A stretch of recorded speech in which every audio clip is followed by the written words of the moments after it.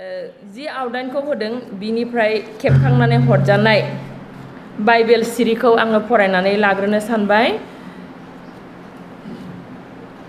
जोंनो होनाय जादों इफिसुस गोदान रदायाव इफिसुसनि 6 बालाब 1 निफ्राय 3 सारि। जों आखायाव बाइबेलखौ दङब्ला अन्नानै बेखेवनानै फरायनानै नायनि। इफिसुसनि 6 बालाब 1 सारिनिफ्राय लानानै 3 सारिसिम जिसुनि मुङै फरायनि। बिसाफोर, नोंसोरो फोरबोनियाव गाव गावनि बिमा बिफाखौ मानि, मानोना बियो खालामनांगौ नांथावथाव। नोंनि नोमा नोम्फानो मान हो, बेनो समाय लाखानाय सिगांनि थोननाय। नोंहा गासैबो गाहाम जानाय बायदि आरो नोङो संसाराव गोबाव जोरनाय बायदि। आरोबाव जोङो मोनसे सारिखौ नायबावनि लेबि बिजाबनिफ्राय। लेबि बिजाब 19 बालाब 3 सारि।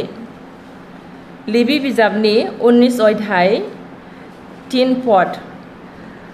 आंनि हुकुम बादि नोंसोरो साफ्रोमबो गाव गावनि बिमा बिफाखौ मान होनो नांथारगोन आरो साब्बातनि दिनखौ फालिथारनांगोन। आङो प्रभु नोंसोरनि इसोरा बे फरायनायनि सायाव थानानै बोर होथों। जोङो मेन टपिकआव थांनायनि सिगां आङो सुंद' जारिमिनखौ एसे बुंथिनो सानबावबाय। दहाय जोंनि अनजाग्रा जाय बिसा बिमानि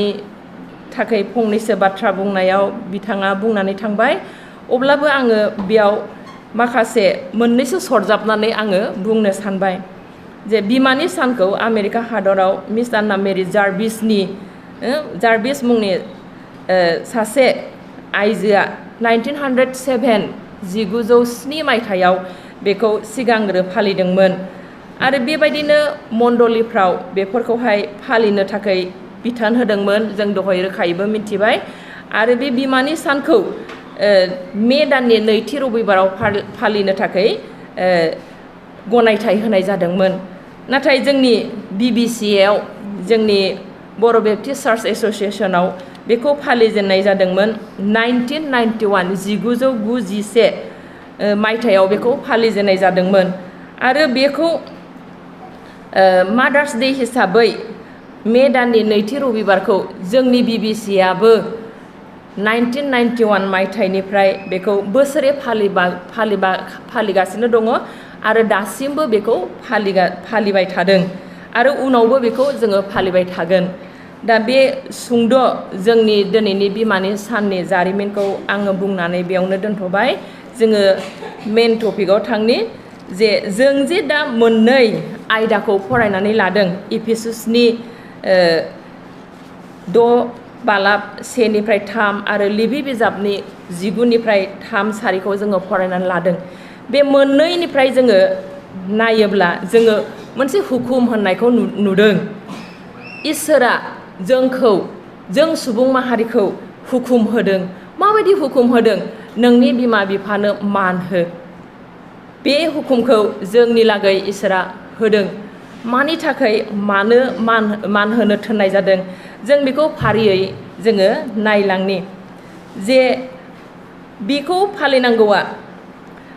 नोंनि बिमा बिफानो होननायाव दिनै मादार्स डेखाय आङो बिसेसकै बिमाफोरखौ खेबखांनानै आं बुंनो सानबाय। बिमाफोरखौ मानो मान होनो नांगौ? मानो मान होनो नांगौ? जे ख्रिस्टियान बिमाफोरहा माखासे थाखोमानाय गुनफोर दं। जाय गुनफोरनि थाखाय दिनै मोनसे न'खरा गोख्रों आरो गोथां आरो मोजां मिथिजानाय जोंफ्रुनाय मोनसे न'खर जानानै थानो हायो। सासे ख्रिस्टियान बिमाफोरहा बेबायदि गुनफोर थायोखाय, बेबायदि माखासे थाखोमानाय गियानफोर थायोखाय बे ख्रिस्टियान बिमाफोरखौ बा जों साफ्रोमबो जोनोमगिरि बिमाफोरखौ मान होनाया गोनांथार। दिनै जोंनि बाइबेलाबो बेखौनो फोरोंदों। दिनै जोंनो बाइबेलाबो बेखौनो फोरोंदों। इसोराबो बिनिखायनो बिमा माहारिखौ बा बिमाजों लोगोसे बिफाखौ मख'दों। बिमा माहारिखौ आं दिनै मादार्स डेखाय बिमा माहारिखौनो बांसिन मख'गोन। अननानै फादार्सफ्रा गाज्रि दामोन। जे बिमा माहारिखौ जोङो मान होनो नांथारगौ। मान होनो नांथारगौ बे इसोरनि थोननाय हुकुम मानो जोङो बेखौ नायोब्ला नुनो मोनो बोसोन बिजाब 3:11 बालाब 10 सारिनिफ्राय 3:11 सारि गोलाव बाथ्राफोरखौ बेयाव बुंदों मा थाखोमानाय गुनफोर दङ बिमाफोरहा मा थाखोमानाय गुनफोर दङ मा गुन दङ जे बे बिमाफोरहा ख्रिस्ट'नि थोननाय बायदिनो ख्रिस्ट'नि लें जानानै ख्रिस्ट'नि फिसाजो जानानै गावनि न'खरखौ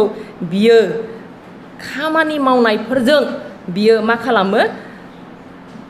हेफाजाब होयो गावनि फिसायनो गावनि न'फांनो बियो मा खालामो इसोरनि थोननाय बादि ख्रिस्ट'नि बिसा जानानै गावनि बिसायफोरनो बियो हेफाजाब होयो गोबां मावनाय दांनायफोरजों न'खराव थोयै जानाय आंखालफोरखौ बियो मावख्रुबनायजों बियो सहाय होयो गोबां सहाय होयो जाय सहायफोरखौ जोङो बे बोसोन बिजाबनि 3:11 बालाबनि 10 सारिनिफ्राय 3:11 सारियाव जोङो नायोब्ला बेहाय नुनो मोनो जे बिनि मावनाय दांनाय बेवहाय जोङो 10 सारिखौ आङो फरायनानै होनो सानबाय आखल गोनां आरो मावनो हानाय हिन्जावखौ मोननाया बेसे गोब्राब बै दाम गोसा अलंखारफोरनिख्रुइबो दाम गोसासिनथार एसेबां दाम गोनां एसेबां बेसेन गोनां जों बिमा माहारिया जे बेबायदि बेसेन गोसा बिमा बा बेबायदि बेसेन गोसा आइजोखौ मोननाया बेसेबांबा खाफाल गोनां नांगौ खाफाल थायोब्लासो जोङो बेबायदिखौ मोननो हायो आरो बेबायदि मोजां मावनानै न'खरखौ फेदेरनायखाय बिसायफ्राबो गावनि हिन्जावखौ फोथायो गेदेर फोथायनायजों गावनि बिसिखौ अननायजों बियो सानैजों लोगो नांनानै बे न'खरखौ लुखाङो जोंनि अनजाग्रा फिसाया दहाय होनलांबाय जे बिमाया न'खरा बबेजों बायलांदों न'आ बबेजों जिलांदों हाग्रा बबेजों दुलांदों बेखौ जोंनि बिमाफ्रा नायनानै थुथेनानै लिरो फोसाबो औ नंगौ जोंनि बिमाफ्राबो बेबायदिनो ख्रिस्ट'नि थोननाय बोसोनखौ लानानै ख्रिस्ट'नि होनाय बोरखौ लानानै बे बिमाया जेब्लायबो गावनि फिसाफोरखौ बबेजों मा जालांदों मा जालाङाखै गावनि न'खरनि थाखाय बियो साननानै इसोरनियाव बरसा खालामनानै आर'ज खालामनायजों बियो गावनि न'खरखौ बियो दिखांलाङो आरो बेजों लोगोसे मा खालामो बियो गावनि गथ'फोरखौ थुलुंगा होयो गोबां जोङो गुबुन गुबुन रोखोमनि जोङो बाथ्राफोरखौ बा सल'फोरखौ बिजाबफोरखौ फरायब्ला नुनो मोनो गोबां समाव जोङो जोंनि फोरोंगिरि हिसाबै जोंनि प्रेक्टिकेल लाइफआवबो जोङो नुनो मोनो गोबां बिमाफ्रा फिसाफोरनि रिजाल्टआ जेब्ला होयो अब्ला गाबफ्रुहोयो अथ'स' बिनि फिसाया ओरैबादि गाज्रि जालांबाय ओरैबादि सोलोंथायाव गैयै जालांबाय न'खरनिफ्राय बेखौ अनोब्लाबो बिमाया बेखौ अनोब्लाबो बियो बिमा बिफानि बोसोनखौ बारसिनानै बियो गावनि सोलोंनांगौखौ बियो सोलोंहैया आरो सोलोंनांगौ बादियै बियो सोलोङा अब्ला रिजाल्ट मोननाय समाव बिमाफ्रा थांनानै जोबोद गाबहैयो बेसेबां अनो बियो गावनि फिसाया गाज्रि जालांबाय फरायसालियाव फैनो नागारै बियो उदायै जानाय लोंनायफोरजों गोदोनानै थाबाय अब्लाबो बिनि बिमाया बेखौ अनसोनायजों गाबनायजों बियो रायथिफैयो आंनि फिसानि थाखाय मोनसे माव होमबा नायदो दिनै माबायदि अनो जोंनि प्रेक्टिकेल जिबनावबो जों नुनो मोनो बाइबेलावबो दङ गावनि बिसाखौ बेसेबां अनो आङो बेवहाय जाकब आरो एसौनि बाथ्राखौ लाबोनो सानदों जे बाहाय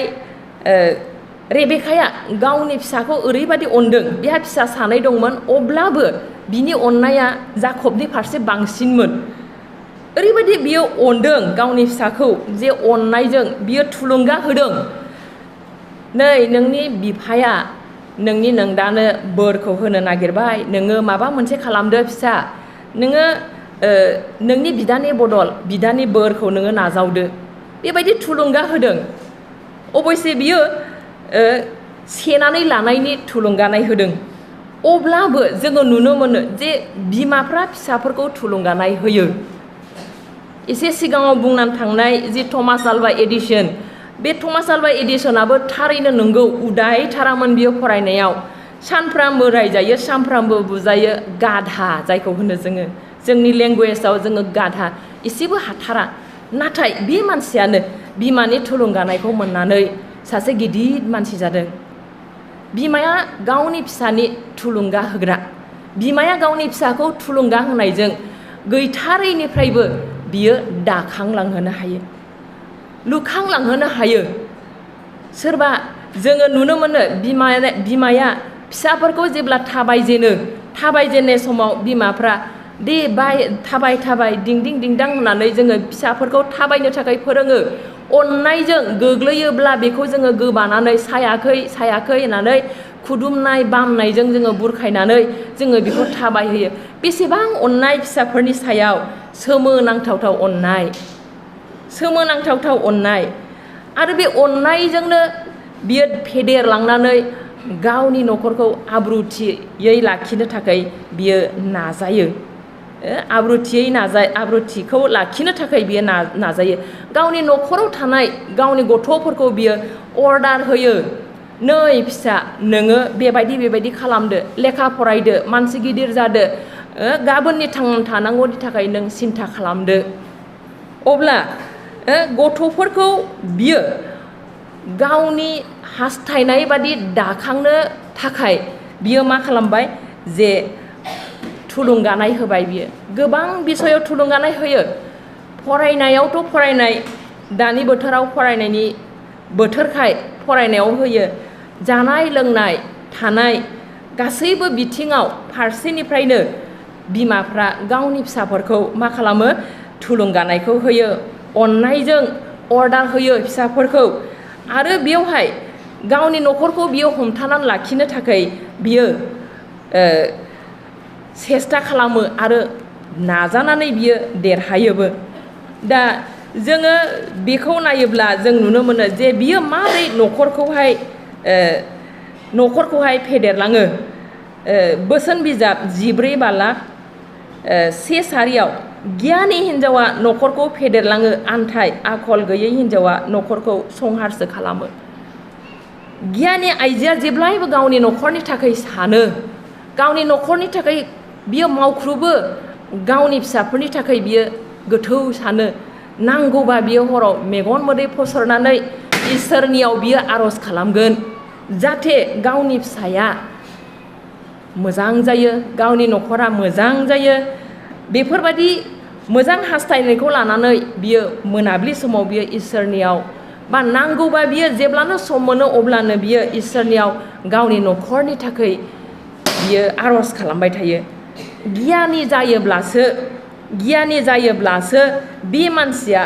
गावनि न'खरखौ बेबायदि दाखांनो थाखाय बियो सिन्था खालामो दा जायहा गियान गोनां मानसि बियो जेब्लायबो न'खराव मा नांगौ मा नाङा बेखौ बियो सिन्था खालामफ्लायबाय थायो न'खराव मा नांगौ मा नाङा न'खरा थाखा फैसानि अभाब जादों ना मावनाय दांनायनि अभाब जादों ना जानाय लोंनायनि आंखाल जादों ना बबेजोंबा माबा जालांदों आंनि न'खरनि डिसिप्लिना बायलांदों नामा आंनि माबा मोनसे जौगानांगौनि खामानिया थालांदों नामा नै बेखौ सासे गियानि मानसियासो गियानि आइजोआसो जेब्लायबो नोजोर होनानै गावनि न'खरखौ आब्रुथियै डिसिप्लिनै बियो खांलांनो नाजायो बा खांलाङो आरो बेबायदि डिसिप्लिनै खांलांब्लासो जोंनि न'खराबो लासै लासै जौगालांगोन दा बे डिसिप्लिन एबा आब्रुथि खांनायाव जोङो खालि खुगाजोंल' बुंनानै जानाय नङा जोङो इसोरनियावबो नांथाबनांगोन जों बिमाफ्रा मोदै फसरनानै आर'ज खालामो अब्लाबो जों बांसिनै आर'ज खालामनांगोन जोंनि गथ'फोरनि थाखाय आथिखालाव गोबां जोंनि सोरगिदिं गिथावना मोनसे थासारि फैबाय जाय थासारिया जोंनि फिसाफोरखौ नस्थ' खालामबाय बा नस्थ' खालामगासिनो दं नस्थ' खालामबावगोन बिनि थाखाय जों जोंनि न'खराव थानाय फिसाफोरखौ मोनसे डिसिप्लिनाव लाखिनो जों आखल गोनां आइजो जानायनि थाखाय जोङो डिसिप्लिनै खांलांनो थाखाय जों जेब्लायबो इसोरनियाव आर'ज खालामनांगोन जों इसोरनियाव गथायोब्लासो जों बेखौ देरहानो हायो बिनि सोमोन्दै आं गावखौनो आं बुंनो सानो आंहाबो सासे फिसा हौवा दं बे फिसा हौवानि थाखाय आंहाबो गोबां जिंगा सिनाय दंमोन गोबां जिंगा सिनाय दं मानो होनबा आंनि फिसाया जोबोद अख्रा मालायजोंबा बिराद आराम थान्दा रायलायगोन न'आवबा जोबोद अख्रा आरो एसे अलसिया दबमोनबो आङो बिनि थाखाय गोबां सिन्था दंमोन आं बेबायदि अख्रा फिसाखौ आङो माबोरै धोरोमाव लाखिगोन आङो माबोरै बेखौ फोरोंलांगोन नाथाय इसोरा खोनासंबाय आंनि फिसाखौ दा धोरोमाव आं दोननो हाबाय आंनि फिसाया लेखाबो रोंबाय गाव बुजिनो हाबाय गसंनो हाबाय अब्ला आं सान्दों नंगौ इसोरा जोंनि आर'जखौ खोनासंमारो जोंनि बिनायखौ खोनासंमारो बेबायदि थासारियाव आंनि गथ'खौ आं खांनो थाखायबो आङो गोब्राब मोनदोंमोन परिस्थितिया जोंनि थाखाय गाज्रि जानानै दं आं गोब्राब मोनदोंमोन नाथाय इसोरनियाव रायथिबाय थानायजों बा इसोरनियाव गोसोखांबाय थानायजों दा बे परिस्थितिफोरनिफ्राय बारग'नानै आं बेखौ सासे बुजिनो हानाय आं गथ' खालामनो हाबाय दा बेबायदिनो जोंबो गियानि आइजो जानायखाय जोंनि फिसाफोरखौ जोङो इसोरनियाव गथायनानै जेब्लायबो आर'जआव लाफानांगौ जों उन्दैल' नङा जोङो बैसो जायै उन्दैखौल' नङा बोरायनानै बियो हाबा जानानै जेसेबां बिमाफोर दं बि नोंनि फिसालाया हिन्जाव मोनखांनानै बुरि बोराय जाब्लाबो बिसौफोर मोनलायब्लाबो अब्लाबो नोंनि फिसानि थाखाय जेब्लायबो आर'ज खालामनांगौ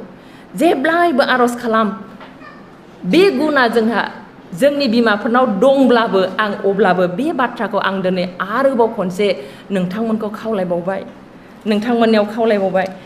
दा आरोबाव जोङो जोंनि फिसाफोरखौ अनोखाय जोङो जोबोद दाव खालामो मा नांगौ जोङो होगोन नांगौबा गाव लंथं फंथं सेन्देल गिजि गानगोन अब्लाबो जों गावनि फिसाफोरखौ अनगोन माबायदि अनो जों गावनि फिसाफोरखौ माबायदि अनो बिमाफ्रा माबायदि अनो जों बाइबेलाव नायबा नुनो मोनो मसेनि बाथ्राखौ जों नायब्ला नुनो मोनो ओंखारलांनायनि 2:9-10 सारियाव जों नायब्ला नुनो मोनो आरो जों सानडे स्कुलाव जायफ्रा हाबदों आरो जायफ्रा देरलांबाय जों बयबो मिथिगौ मसेनि जोनोम जानाय समा माबायदि सममोन सिटुएशना माबायदिमोन जोबोद गाज्रि बे समाव राजाया गासैबो गावनि हारिनि उल्था हारि जानायखाय मसेनि फोलेरनि जेसेबां मानसिफोर दं इस्राएलारिफोरखौ सिथारजोबनो थोनदों 2 दाहायफोरखौ लानानै बियो सिथारनो थोनदों जेसेबां हौवासा गथ'फोर जोनोम जायो गासैखौबो नोंसोरो सिथारजोब नाथाय हिन्जावसा गथ'खौ दोन बेबायदि गिथावथाव परिस्थिति नाथाय बेबायदि समाव मसिया जोनोम जाबाय जानाय समाव नुबाय जोबोद मोजां सख्ल' बख्ल' हौवासा गथ' नायनो मोजां महर गोसा बिखा खामबाय दाना बेखौ माब्रै सिथारबावनो बिखा खामनाय फैनायाव मा सानखांबाय मसेनि बिमाया मोनसे ख' हेबनानै बेयाव मसेखौ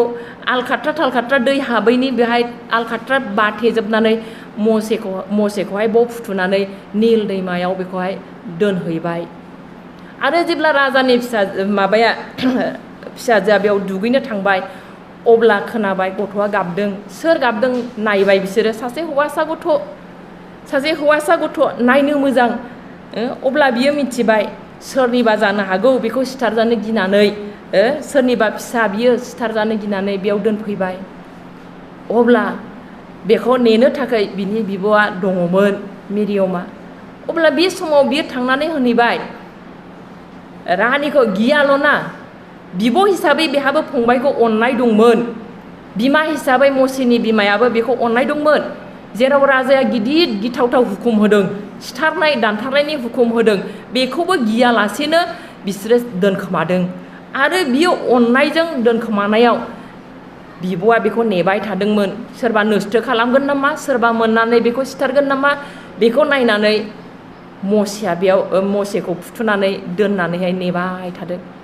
आरो बे समावनो फैनायाव बेखौ नुनानै राजानि बै फिसाजोआ बेखौ बोखांबाय आरो जेब्ला बियो बोखांनाय लोगो लोगोनो मिरियाव मा होनहैदों सोरखौबा खांनो नांगौ नामा बे गथ'खौ नायनो जोथोन लानो सोरखौबा बिमा हिसाबै नायनो नांगोन नामा अब्ला नांगोन होननायाव ग्रोब मसेनि बिमायानो राजानि अन्दर महलाव हाबनानै मसेखौ खांनो थाखाय सुबिदा होदों मसेखौ खांनो थाखाय सुबिदा होदों दा जों बेबायदि खांनो होनाय सुबिदाखौ मोनलायनानै राजा मिन्थिलायै जेराव सिथारनो थोनदों नाथाय बेहाय दानथारनाय गैया सिथारनाय गैया आरामनो राजानियावसो हाबनानै थाहैनो हादों मानो एकमात्र बिसोरो इसोरनाव बरसा खालामनानै बे गथ'खौ बेयाव फोजावनानै दोनहैदोंमोन आरो बेवहाय बेखौ दोनहैनायाव बिसोरहा इसोरनि हेफाजाब मोननायखाय बिसोरो बेखौ आरामैनो फेदेरनो हादों दा जों बेवहाय नुनो मोनबाय जे सिमा गैयै गावखौ थैनायनिफ्रायबो बियो थैगोनखौ मिथिनानैबो बियो गोजान जायालासेनो गावनि फिसानि थाखाय बेसेबां अननाय जोंबो बेबायदिनो मसेनि बिमा बादिनो जोंबो जोंनि फिसाफोरखौ जोबोद अनो ख्रिस्टियान बिमाफोरहा बे गुना दङ बिमा माहारियानो दिनै ख्रिस्टियानल' नङा बिमा माहारियानो बे अननाया गावनि फिसाफोरनि सायावहाय दङ गावनि फिसाफोरनि सायाव अननाया गोबांखाय दुखु खस्थ' सैसोनानै फिसाफोरखौ बेबायदि माखासे थुलुंगानाय न'खरखौ डिसिप्लिन लाखिनाय आरो बेबायदिनो गुबुन गुबुन खामानियाव मावनायफोरखौ जोङो नुनो मोनो जाहैबाय फिसाफ्रा बिमाफोरखौ मानो मान होनांगौ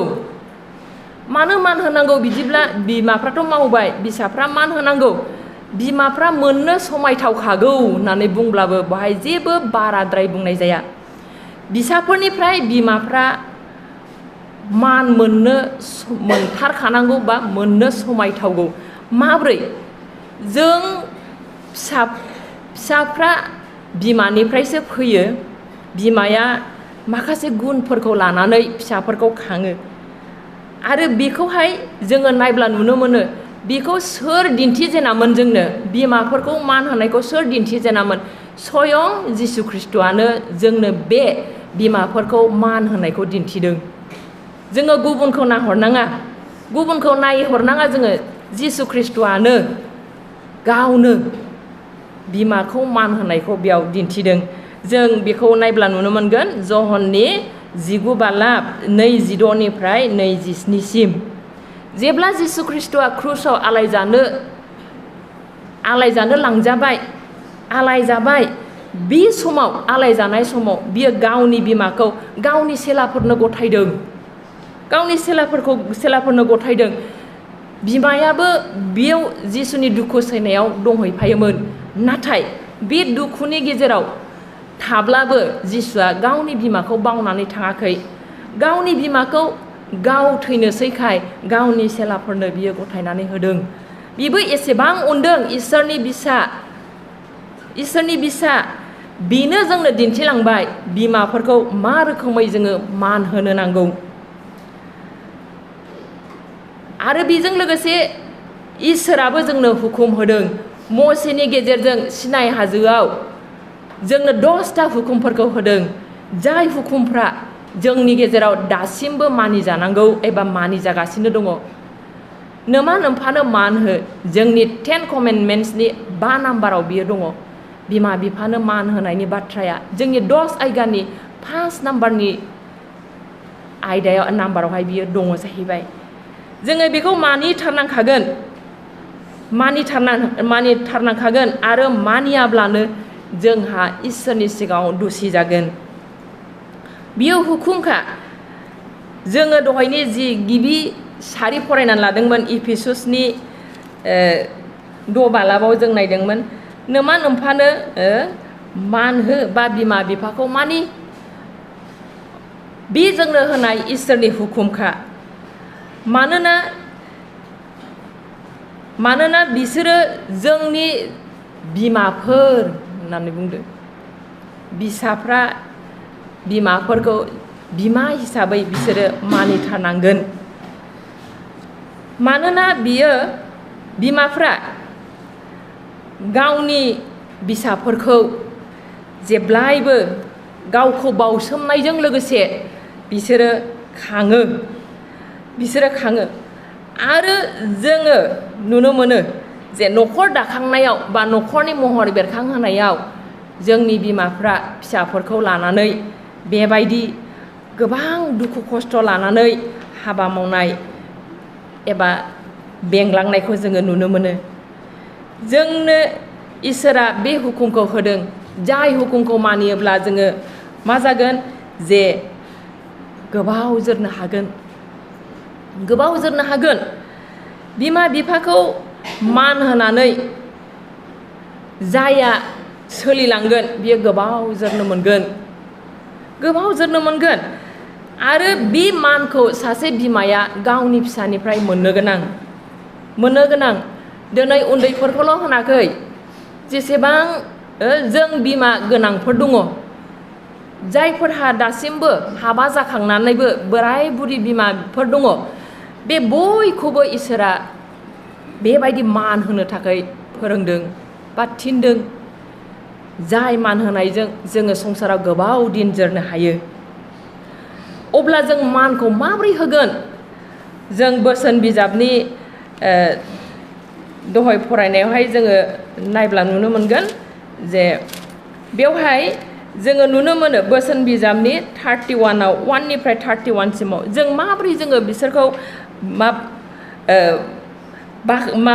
मान होगोननो, जे बाहाय 31नि 28 31 बालाब 28 सारि मानो जोङो माब्रै मान होगोन? बिनि गथ' गथायफ्रा मोजां मोननायखौ दिन्थियो आरो बिसायाबो बाख्नायनांगोन। गावबागाव बिमाखौ बाख्नायनांगोन। जोंनि आइया बेबायदि, आयै नों बेबायदि, बयनिख्रुइबो नों साबसिन। महरा गाज्रि जाबाबो बिमाखौ जोङो बाख्नायनांगोन। बाख्नायनायजों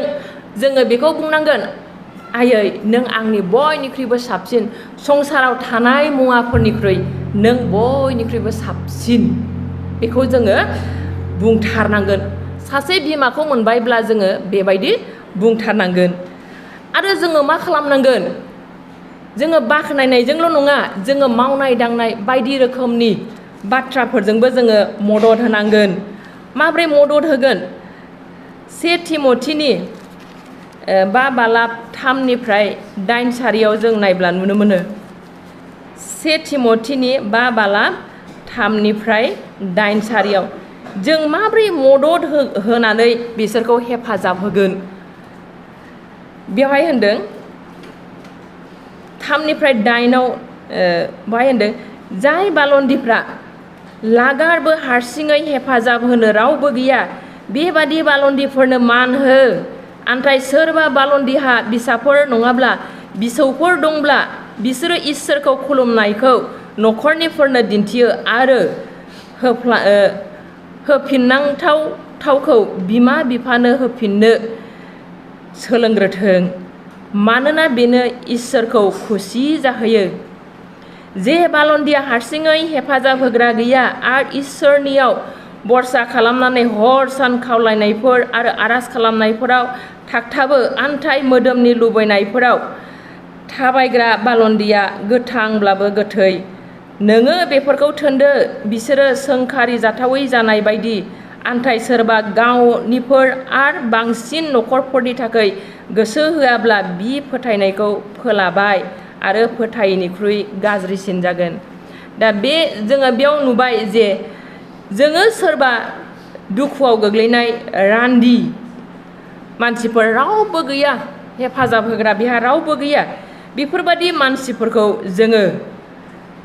मदद होनायजों जोङो मान होनाय जायो। आरो बेफोरखौ मावोब्ला जोंनि बे फोथायनाय जिबनाव जोंनि बिसाफोरखौ गोजौआव दैखांलांगोन। मानोना बेनो इसोरखौ खुसि जाहोयो नोंनि बे मदद होनायाव सोरबा दुखुआव गोग्लैनाय मानसिफोर सोरबा खैफोदाव गोग्लैनाय सोरबा हायै मानसिखौ मदद होनाय नैबेनो नोंखौ नुहुरोब्ला इसोरा गावनो खुसि जानानै नोंनो जोबनो गैयै बोरखौ होगोन आरो बिनि अनगायैबो बिमा बिफानि थोननाय फोरोंनाय बेफोरखौ खोनासंनायजों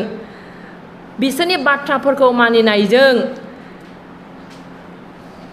जोङो बिमाखौ मान होनो नांगौ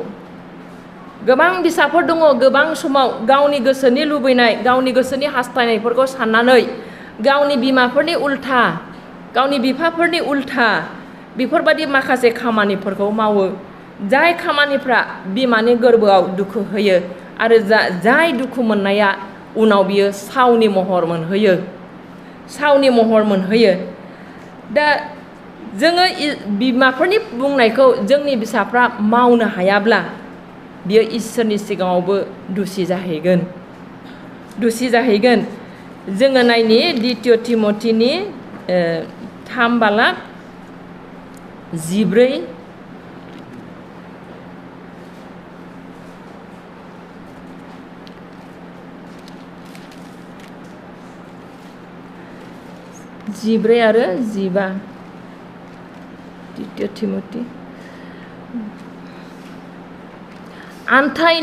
नों सोलोंनाय आरो फोथायनायफोरावनो थादो मानोना नोङो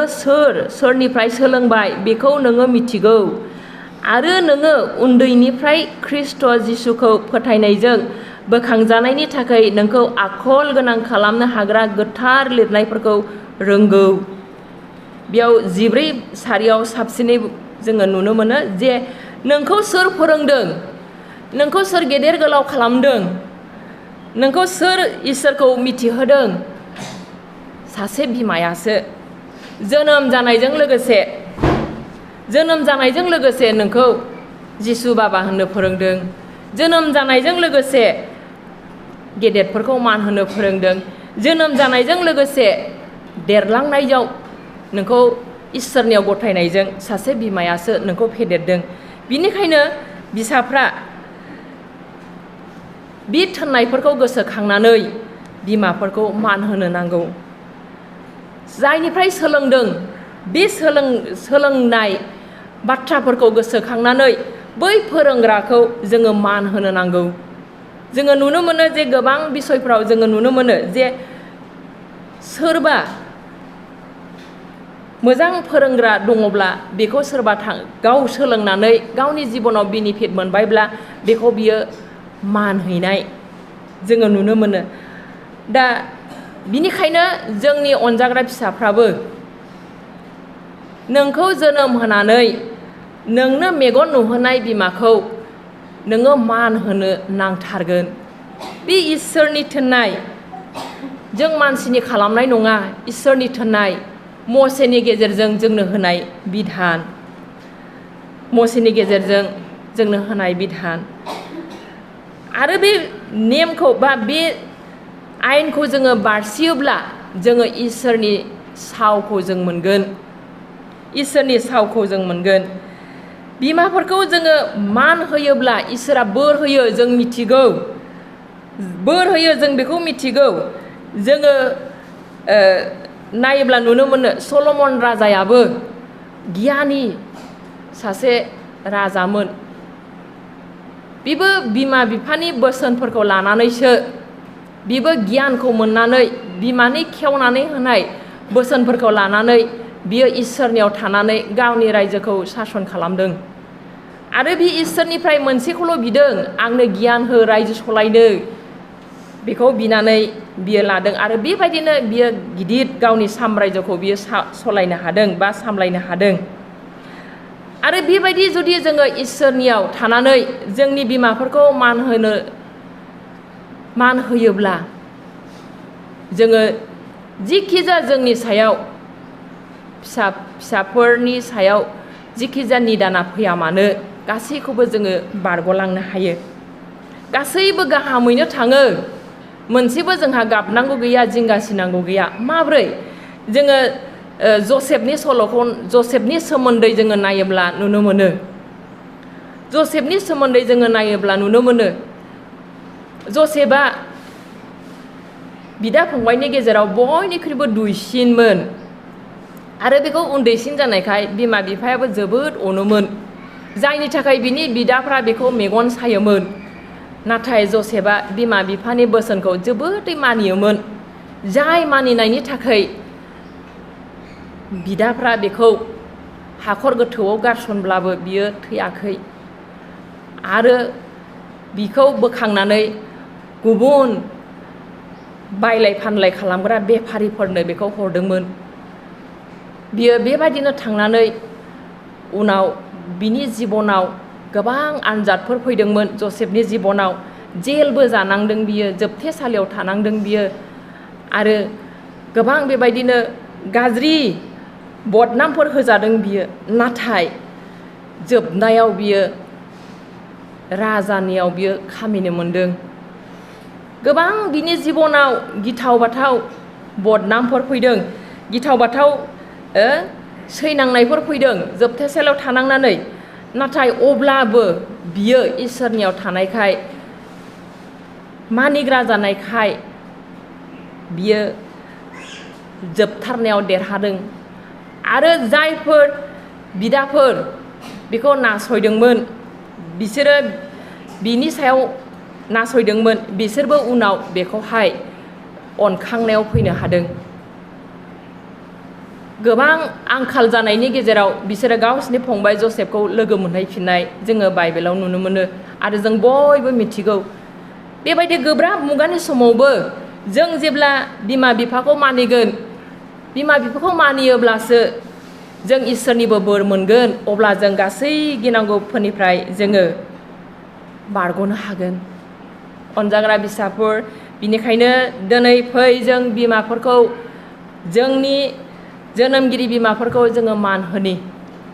जों जोंनि बिमाफोरखौ मान होनानै जोंनि जिबनाव फैनाय जेसेबां खैफोदफोर दं बे गासै खैफोदफोरनिफ्राय जोङो बारग'नो थाखाय जोङो इसोरनियाव जोङो जेब्लायबो बिमाफोरनि बोसोनफोरखौ लानानै जोङो दावगालांनि आरो बिनि अनगायैबो जोङो गोबाव जोरगोन बोसोन बिजाबाव गोबां दङ बेबायदि बाथ्रा दुस्थुफ्रा फोरोंनायखौ लायैफ्रा जेब्लायबो बिसोरो गाव गावनो दुखु मोनो होननाय बोसोन बिजाबखौ फरायोब्ला जों बेबायदि बाथ्राफोरखौ जों मोनो माब्रै गोबाव जोरगोन जोंनो इसोरा संसाराव जोनोम जानायजों लोगोसे बेसेबां दिन थानांगौ बेखौ इसोरा थि खालामनानै दोनो जोंनि आयुखौ इसोरासो होयो जोंखौ बेसे गोबाव संसाराव थानांगौ बेखौबो इसोरासो थिग खालामो जों रावनिबो आखाइ मुथियाव बे जिबननि थानांगौ संसाराव थानांगौनिया रावनिबो आखाइ मुथियाव गैया थाखा फैसा थाथों धोन सम्पति थाथों मुलि दावालि लोंबाय थाथों अब्लाबो थैनांगौब्ला जोङो इसोरनि इच्छा बादिसो थैनांगोन लेलाय लेलायबो थैगोन सोरबा मिथिस्लाबैबो थैगोन नाथाय दुष्ट मानसिनि थाखाय बे थैनाया गावनि मोदोमावनो थाफायो माब्रै बिमानि बोसोनखौ लायैनि थाखाय बियो मा जाहैबाय इसोरनिफ्राय साव मोनबाय बिखौ इसोरा गोबाव जोर होआ आङो एसे मोनसे माबाखौहाय गोसोखांदोङो मोनसे एक्सिडेन्टनि खोथा आङो बेखौ स्रायोबो गैया आंनो गुबुननिफ्राय बेखौ एसे खोन्थादों आरो ओरैबादि जादों बे न'खराव नांलायदों न'खराव बिमाजों नांलायदों बिफाजों नांलायनानै बियो मटर साइकेलखौ लानानै हुर थांदों जाहैबाय थांनानै बियो ससे सहैनायावनो बियो एक्सिडेन्ट जानानै थैदों आरो खबरा फैदों जे नोंनि गथ'आ एक्सिडेन्ट जानानै थैबाय अब्ला बिमाया गावनि बिसाया गावजों नांलायनानै थांब्लाबो बिहा दुखु फैदों फिसानि थाखाय दाहा जादों गोबाव जोरनांगौमोन बियो नाथाय बोसोन लायैनि थाखाय बिमानि बोसोन लायैनि थाखाय बियो गोबाव जोरनो हायाखिसै इसोरनि थि खालामनाय सम बादि बियो बुहुमाव थानो हायाखिसै दा बिनिखायनो जोङो जि इसोरनि होनाय हुकुम बे हुकुमखौ मानिनानै जोंबो जोंनि जोनोमगिरिखौ मान होनांगौ मान होनो नांथारगोन अब्लासो जोङो गोबाव सम जोरगोन इसोरा मान होनो रोङैखौ बियो संहार खालामो बियो संहार खालामो जिउखौ थांनानै थानांगौनि समखौनो बियो फुसंनानै होयो दा बेबायदिनो जोङो सम सयैयाव थैनाय जोङो नुनो मोनो बेखौ जोङो बाइबेल सारिखौ नायबा नुनो मोनो बोसोन बिजाब 30:17 सारियाव जों नायब्ला नुनो मोनो सम सयैयावनो बियो थैनो नाङो सम सयैयावनो बियो थैनो नाङो बिनिखायनो जोंबो दिनै बयबो जेसेबां फिसाफोर दङ गावनि बिमानि बोसोननि सिङाव थानानै जोङो बिमाफोरखौ मान होनि जोङो गोबां समाव नामल' फालियो बिमानि सानखौ नामल' लायो बिमानि सान दिनै गिर्जा थांनांगौ बिमाखौ खुलुमनांगौ बास जोब्बाय बेयावनो अखा नायब्लानो बा बेलासियाव गिर्जा गखांब्लानो जोङो बिमानि बोसोनखौनो रावबो लानो नागिरा नाथाय जों बयबो बिमानि बोसोनखौ जोङो मानिनानै नांगौ जाय हुकुमखौ जोंनो मसेनि गेजेरजों इसोरा होदोंमोन बे हुकुमखा जों जेरै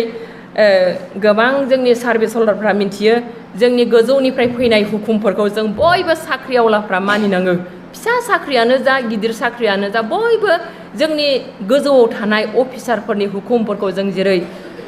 गिनायजों जोङो फालिनाङो मानिनाङो बिनिख्रुइबो बांसिनै जोङो जोंनि बिमाफोरखौ मानिसिननांगौ इसोरखौ गिसिननांगौ इसोरनि हुकुमफोरखौ जोङो मानिनांगौ हुकुमफोरखौ मानिनांगौ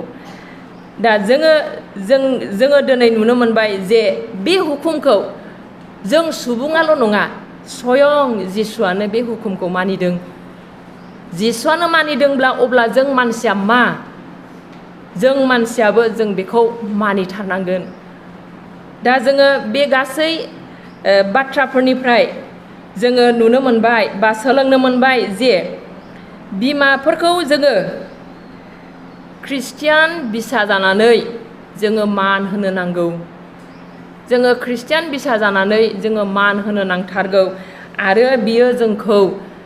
सोर थोनदों इसोरानो थोनखादों बिनिखायनो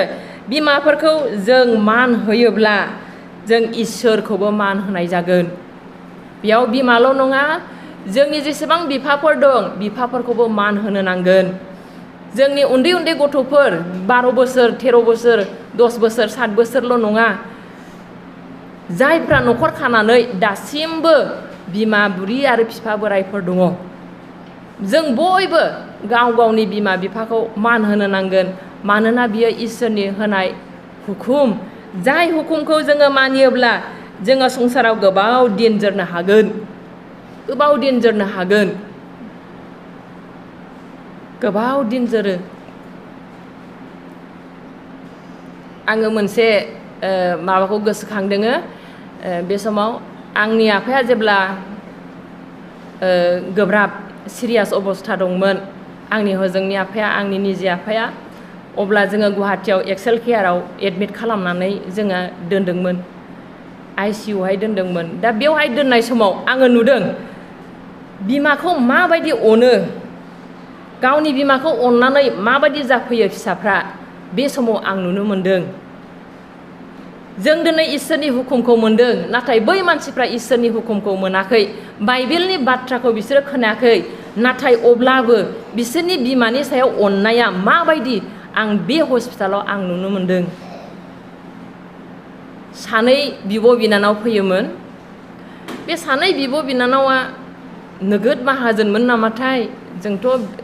बाराबो मिथिला सोरहा बेसेबां थाखा दं मा दं जों बेबायदिनो गोदाव सोराव हस्पिटालनि आइसिइउ रुमनि मोखाङाव जों जेब्ला थायो अब्ला जों बिसोरखौ नुदों बिसोरो जेब्ला हाबदों बिमाखौ नायदों आइसिइउनि सिङाव जोंनि बे बङाइगावनि बादि नङा आइसिइउआ हजोंनि आइसिइउआ बिराद स्ट्रिक्ट 12टानिफ्राय 1टासिमल' नुयो आरो बे समनि गेजेरावनो सोर बेसेबां हायो नायनानैहाय ओंखारफिननांगौ टाइमनि गेजेराव ओंखारफिननांगौ बे समाव जों नुदों जों जेब्ला बिब' बिनानाव नेबाय थादों अब्ला जोङो नुदों ओरैबादि अनो बिसोरो खिन्थु इसोरखौ मोनाखै अब्लाबो बिसोरनि अननाया ओरैबादि सोमोनांथाव बिब' बिनानाव हाबो सासे हाबलायबाय ओंखारलायबाय सासेल' हाबनो मोनो सासे हाबलायबाय ओंखारलायबाय रु गाबफैलायबाय आरो सासे थांलायबाय फैलायबाय गाबफैलायबाय रु गाबफैलायबाय थाङै थुङै बिसोरो मा बिमाखौ नायबाय नायै बिसोरो नुबाय माखासे जोथोन लानाया बिसोरनि थाखाय खम जाबाय बिमाखौ जोथोन लानाया खम मोनबाय डाइपार गानहोनाय बे मा होनो बे हागिस बायदि गानहोयो डाइपार गानहोनायफोरखौ बिसोरो खम नुबाय सोलायनायफोरखौ खम नुबाय अब्ला बै ICUनि जाय इनचार्ज बेखौ बिसोरो लोगो लानानै होनबाय नोंसोरनो बेसेबां डाइपार नांगौ ट्राकजों लाबोगोन आं होननानै बुंबाय बिमाखौ अननायानो आइनि मोदोमा गासिबो गाराय जाजोबगोन नङाबा नोंसोरनो खय ट्राक नांगौ डाइपारखौ आं लाबोना होफैगोन ट्राकजों गारनानै होफैनो नागिरबाय एसेबां अनो गावनि बिमाया लोंनो हाया जानो हाया अब्लाबो जानाय लोंनायनि बेसेबां जोथोन बेसेबां नायनाय सोमोनांथाव भाबै बिसोरनि बे बिमानि सायाव अननायखौ जोङो नायबाय थादों माबोरै बिसोरो एसेबां माने गाबखांदों नायो आरो गाबो 1 घन्टायाव नायो आरो गाबो आरो बेबायदिनो बिसोरो लोगो लानानै बिमानि सायाव जोथोन लानायखौ खम मोननानै ट्राकजोंसो बिसोरो होफैनो नागिरबाय गैयाबा जोंखौ जों बुंगोन बिदि बुंलायबाय आरोखि बिसोरो बा नायदो बिसोरो एसेबां अनदों गावसिनि बिमाया उन्दुसोनानै थानायखौ बिसोरो बेसेबां अनदों बिसोरो इसोरखौबो मिन्थिया गुबुन धोरोमारि मानसिफोर अब्लाबो बिसोरनि बिमानि सायाव अननाया बेसेबां गोथौ आरो गुवार दिनै जोङो इसोरनि हुकुम मोनदों इसोरनि हुकुम मोननानै जों जुदि इसोरनि हुकुमखौ मानिनानै जों गावनि बिमाफोरखौ अननो रोङाब्ला अब्ला जों सावनि पात्र जागोन साव मोनगोन जोङो गोबाव दिन जोरनाय नङा बिनिखायनो जों दिनै बे समनिफ्राय दिनैनिफ्रायनो जोङो थिरांथा लानि जे जोङो गावनि बिमा बिफाखौ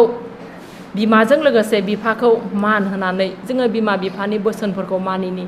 बिमा बिफानि बोसोननि सिङाव जों थानि अब्ला जोंनि जिउआव जौगाखांनाया फैगोन बोरा फैगोन आरो जों गोबाव दिन जोरनो मोनगोन